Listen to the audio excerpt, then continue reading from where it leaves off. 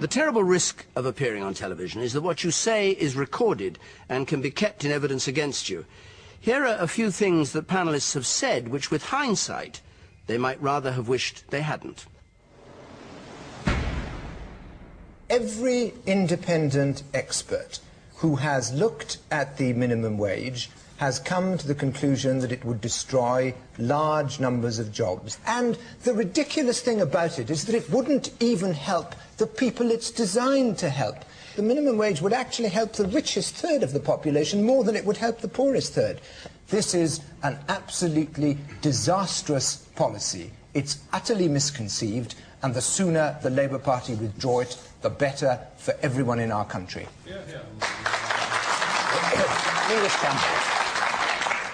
I believe it's misconceived. I believe it has its origin in the desire of the Labour Party to try and offer something to the trade unions. The consequences for the rest of the workforce will far outweigh any benefit which might accrue from the minimum wage proposal. I think that you will find, when the community charge has been in for some time, that all the fuss that has been created around it will disappear very, very largely. And in a couple of years' time, people are going to be quite used to the community charge, and I think that they won't understand what all this fuss was about. My hope would be that, in fact, John Major, for whom all of us have the greatest respect, and who worked with Nigel for a long time, will be able to do as good a job. I think he will.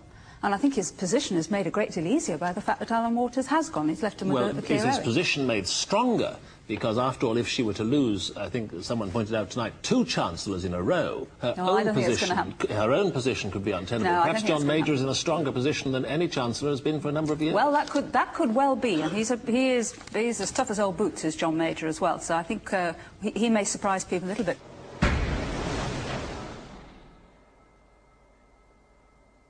I don't feel a great sense of pressure that I should suddenly be resigning, because what I have said solemnly to the House of Commons, I think, will be shown to be correct. Our perception of the United Nations and the role of the United Nations has changed a very great deal. I mean, many people previously, people in fact from my own political persuasion, would not have wanted intervention. And yet, increasingly now, we see ourselves drawn in to these conflicts, whether it's in Somalia or former Yugoslavia or indeed in Iraq.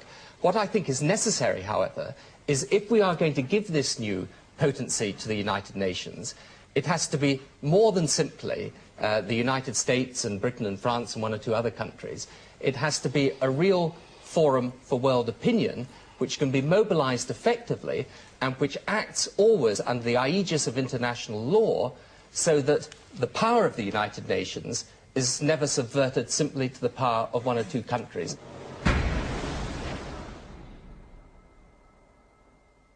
And that ends this look back over 25 years of Question Time. The next edition of Question Time, next Thursday. I hope you'll join us for it. But just before we go, a few moments that everyone, panellists, audience and chairman, might rather forget.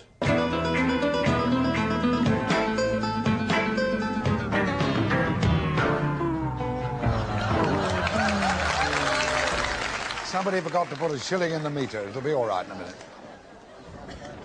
What you call self-government, but what he calls devolution, up in this relatively small corner of the United Kingdom. I beg your pardon? This reminds me of 1985, when Mrs. Thatcher had Alan Walters underneath the table in number 10 Downing Street. Disagreed. Do you want to rephrase that? I happen to not like beards or moustaches. And the fact that you use a single set of wires to transmit the electricity... A Freudian slip. We could stand you a lunch, Cyril. Well, at least I think we could stand you a lunch. You haven't seen my lunch. What does the team think of the common market proposal to ration alcohol? I'm afraid I'm not familiar with this. This has just come on. Wendy Mantle. I'm afraid I knew nothing about it at all. Perhaps Robin can enlighten us. Julian Avery. Well, I'm against it on principle. This is Dorothy Clark, housewife. Are you there? Which question? You had a short one, I think, about the team and their... About the beer? About the what?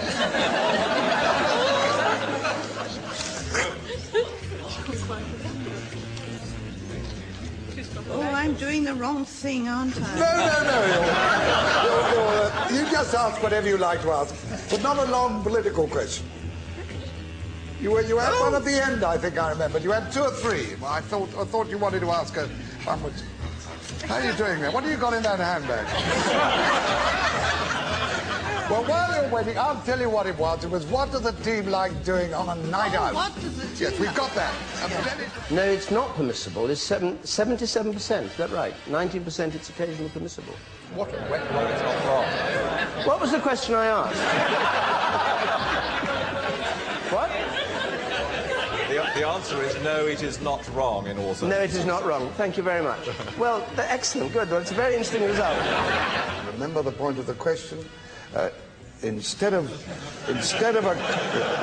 Can you remember it? Yes, I can remember it very well. I want to get it right. Got it written in front of you. Well, of course. You don't create jobs by pouring money into silly things. Indeed, if you tax successful firms... What was a silly thing that the GLC put its money in so far as job creation was concerned? And I said the one, I can't remember. Yeah, you can't remember. The probability of a I was going to say Kinnersley haddock. I think Simon is right. Peter, I'm sorry. Peter is right. You're right, whoever you are. You, sir. You, ma'am. Sir. Mr. Helleth Williams. Miss. That's all right. Miss, I'm so sorry. It says Mr. here, but you certainly, it's not a mistake. To give him Welsh lessons for That's in the front. My suggestion, Robin, it's about time you took advantage of the free eyesight test yourself. That's the second sex mistake you've made tonight.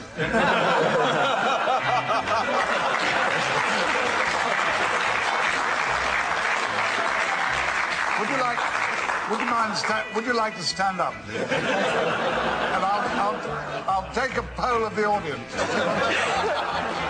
Is it John Gregg? No, it's John Ord. John Ord. John Ord, I beg your pardon. Your writing is very small. It is pretty awful, isn't it? Yes. Mr. Glenn Messenger. Mr. Glenn, I'm sorry. I've got his name right. I've mixed up your name with your occupation.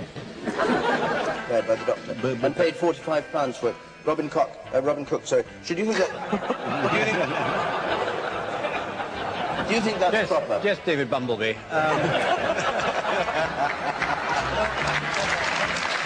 What action do the panel think should be taken against press photographers who take pictures of the royal family? Such as the pregnant Princess Anne? Yes. And presumably you don't limit only to the royal family? Yes.